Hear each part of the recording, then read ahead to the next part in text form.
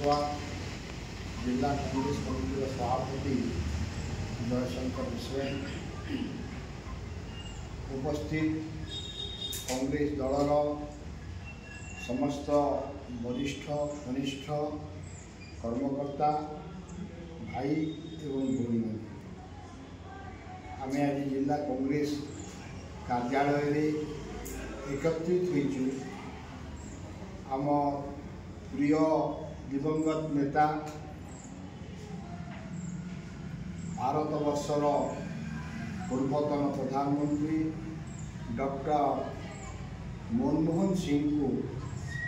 भक्तिपूत श्रद्धांजलि जनाइवाई एवं देश एवं जाति प्रति से करि जाइथिबा विभिन्न जनहितकर कार्य एवं तांकर स्मरणीय कार्यकलाप को स्मरण करने मु सर्वप्रथमे मो तरफ आपण मान समस्त तरफ जिला कांग्रेस कमिटी तरफ दिवंगत डॉक्टर मनमोहन सिंह प्रति